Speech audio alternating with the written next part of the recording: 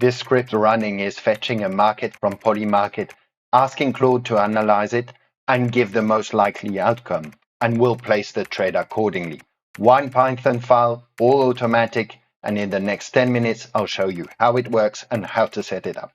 What you just saw is the result of one prompt, 3 functions, less than 200 lines of Python. I've left the prompt, as I will show you in a second, quite generic, so it works on any Polymarket's question. You just copy the URL of the market, put it in the code, run it, done. I am a tool maker. I engineer customized trading tools for clients, so don't hesitate if you ever need. But today, this little tool that I'm sharing with you is open source, free, link in the description to the code, but it is entirely yours. Customize the prompt, add in there your own strategy. That's your edge. Okay, great. Let's go through the code. Not into details, but just enough so you know what's in there, what's what, if you want to build on it, tweak it, etc. So first things first, we're talking about the configuration. So as you might know, we need to authenticate to our Polymarket account and our Claude account, Anthropic account. So this is done via API keys, which I put for good practice into a .env so that those keys are never in the script itself. I've put in the description an article that explains how to fetch this, etc. better. So don't hesitate to go look at it. Very important. So same thing, depending on the way you authenticate, you've created your account on Polymarket, the signature type differs, so pay attention to that. Then what do you see here? Well, exactly the URL of the Polymarket that I should probably be able to show you here, right here. There you go. So that's that. So the market you're interested, you just paste the URL in there. Great. Bet amount, this is in USDC. I chose my bets to be 10. There you go. It's an example. Quite important, dry run. If we put dry run to true, then that means the code will not end up placing the trade. It'll do all the calls to Claude, etc., but it stops there. This is just for testing purposes, etc. It's quite useful. If you put to false, it will finish by placing the trade. One thing important, this is an example I took. I asked Claude to also give me a confidence such that I can configure, for example, that if it is low, I don't enter the trade. If it's medium or high, I do. Completely configurable.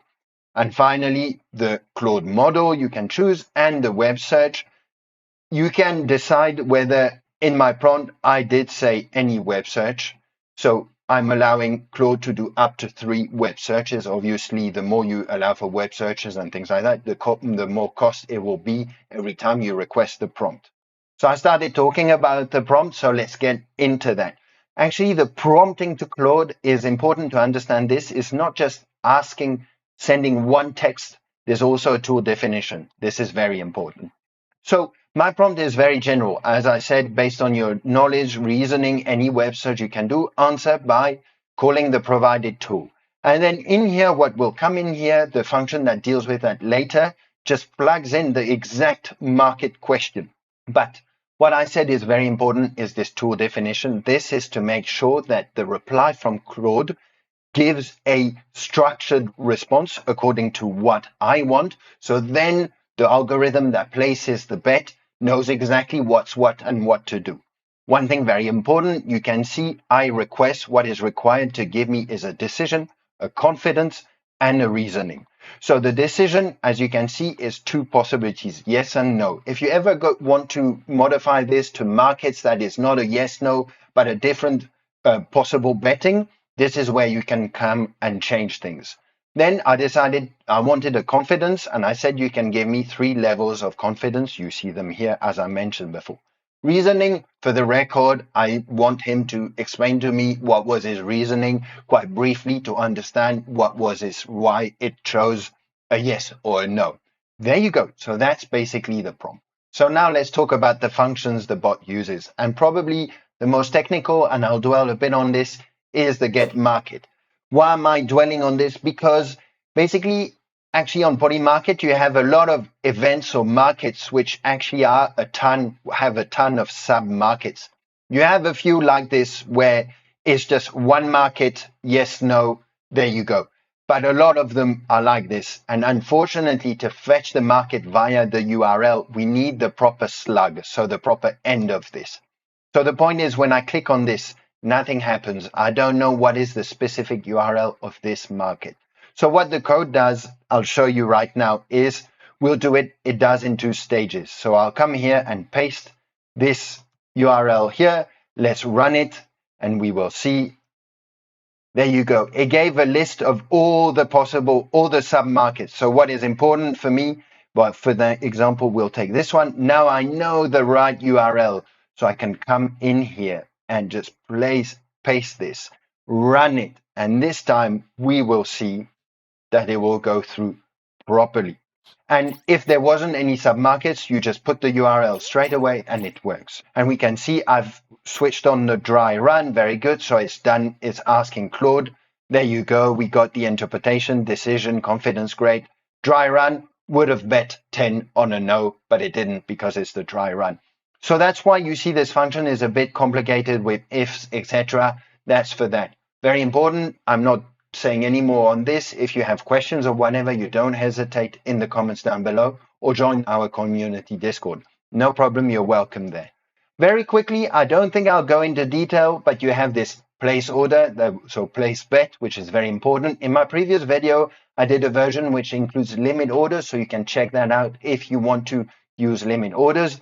And there you go. This is a big Ask Claude question, but you can see that quite important. I'm pasting the question in here, and there we go. We also have the tool definition that comes in there. So I gave you before, and you can see also what I should point out is the configuration of the web searches. And finally, there's actually a fourth tiny little function here, which is just, as we will see in the second, to print when we're doing them prints to get the exact time at which it's happening. I just want to mention, if you don't have an account on Polymarket yet and you want to try it out, I have a registration link down below. And if you use it, it really supports the channel a lot and encourages me in carrying on sharing all this open source content, etc. So I do want to say a big thank you if you use that link. Okay, so how does the main? So this is really the order of what things are executed when we run the scripts. All above are definitions of constants and functions. The actual flow is this main here. Great. So what I wanted to say, first things first, you can see we do the get market with our market URL, so that get market function. One important thing I should point out is that this is encapsulated with this try except structure. Why? Very important is just to catch errors properly and print them on the terminal if there is an error returned by the Polymarket API. Return means finish, code stops here. Okay, so after this, what is the next step? Well, we ask Claude with our market question. Same thing, encapsulated with the try except. Then we just structure a bit our data, put decision, confidence, reasoning. Very good. Why in particular the confidence? You can see here that I have a little if condition. And the why is this looking like this? I wanted to be able to do a simple inequality. So that's why I use this little mapping here. So great. So if my confidence is lower than what I set at the very beginning, return stop here. Great. Then what should I say? We see if dry run. So if it's put to false, actually we just get the print here with everything, but we don't go into the part of sending the bet on Polymarket. Just to mention very quickly, this uses tokens. So I need to here identify what is the yes token, what is the no token, so that in the place order here, I give the token. And the client is what I said. This is the class that we authenticate properly, set the credentials, etc. And you can see the bet amount comes here. Same thing, encapsulated try except to catch the errors. You see here the bet place, the done. There you go. But wait, now with this code, we have to select the URL ourselves, plug it in the code and execute. But maybe you also want to automate the market selection. Search markets based on topics, select on odds, on volume, whatever your strategy is. Well, I do touch upon this in this video if you're interested. In the meantime, happy trading, take care, and see you soon.